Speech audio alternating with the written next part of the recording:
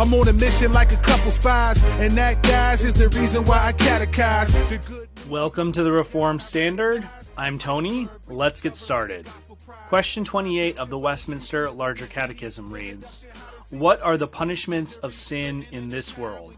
Answer, the punishments of sin in this world are either inward, as blindness of mind, a reprobate sense, strong delusions, hardness of hearts, horror of conscience, and vile affections, or outward, as the curse of God upon creatures for our sake, as all other evils that befall us in our bodies, names, estates, relations, and employments, together with death itself. So, we've talked about the legal consequences of sin, right? The fact that we have a want of righteousness, the fact that we are in disordered relations with God.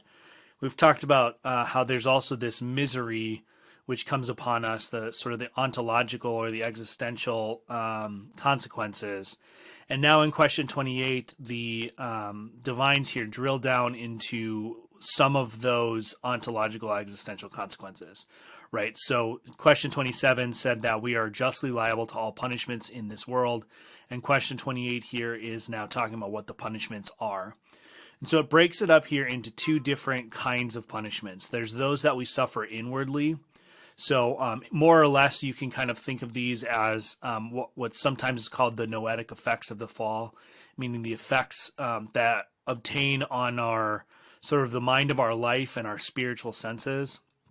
So there's a blindness of mind that prevents us from understanding and seeing the truth of the gospel, and that even if we may acknowledge that Jesus Christ was real or that he died on the cross, we don't acknowledge that death on the cross had any sort of significance.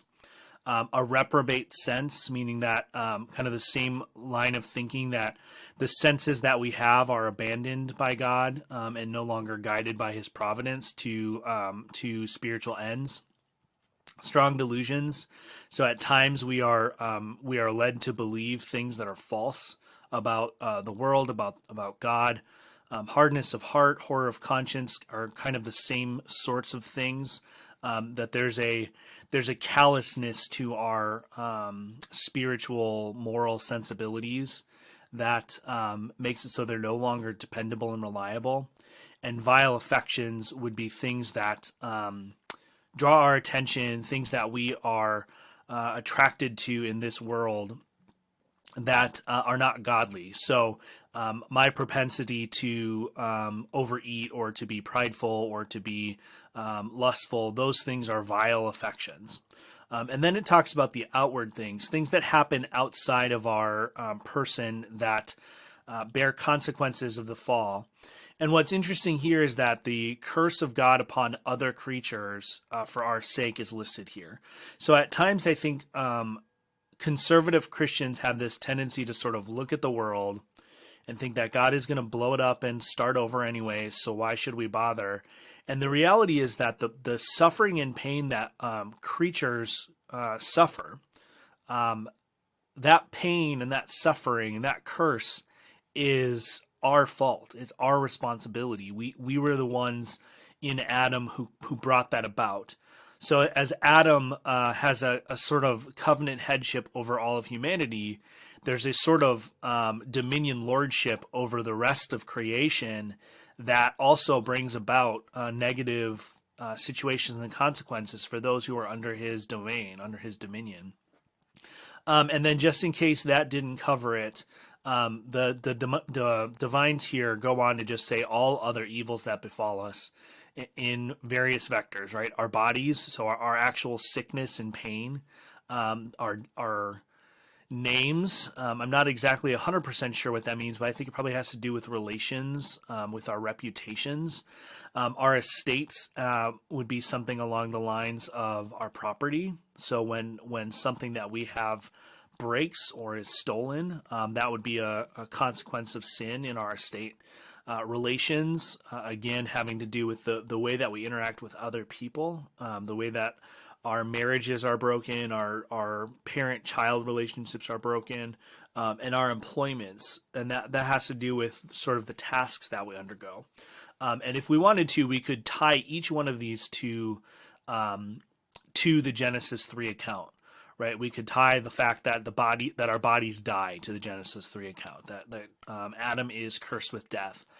We could tie our reputations to the Genesis 3 and 4 account, that Cain, for example, becomes known as a murderer. Eve is forever known as people who caused the fall, right? So sin affects our names. Estates. Adam and Eve had this beautiful property that they were lords over. They were co-regents over, and they lost that. And we suffer the same kinds of consequences. Ultimately, in death, we lose all of our properties. Adam and Eve's marriage relationship was damaged in the fall. They no longer trusted each other, but instead they looked on each other with suspicion. And the proper relationships of authority and submission in the first couple were fractured, right? Eve had this desire for her husband, and he had this desire to rule over her, and she had this desire to rule over him, and they were at odds with each other. And then in our employments, the opening chapters of Genesis, they clearly indicate that the original intention was that man would work the ground, he would tend the garden, he would attend to things outside the home, and the woman would attend to the things inside the home. And in the garden, it was primarily responsibilities over bearing and rearing children. But in our day and age, there's other responsibilities around the home that wouldn't necessarily fall under that. But those employments, those vocations, they are corrupted and damaged and affected by the curse, just like everything else. And then finally here, they cap it all off by saying death itself is one of the punishments of sin in this world. And so even though those of us who are in Christ do not suffer death forever, apart from the generation that is still alive when Jesus Christ returns, all of us will suffer death in this life. And so we will all have to undergo the consequence of that sin, even though ultimately the sting of sin, the sting of death has been removed for us. We still will have to suffer death. And as much as we may look at this and think, well, this seems significant, this seems serious, this seems like an overreaction, what we have to recognize is that sin is, as R.C. Sproul put it, cosmic treason against the Lord of the universe. And if we recognize that even in earthly matters, that treason is usually a crime that's worthy of death, how much more is treason against the loving, gracious creator of the universe? How much more is that treason worthy of punishment? Do you know, if you want, you could know this? The Catechism, hey, the Catechism, hey. Do you know what the chief and the man is? And how the Father, Son, and Spirit do manage? Do you know, if you want, you could know? West Side.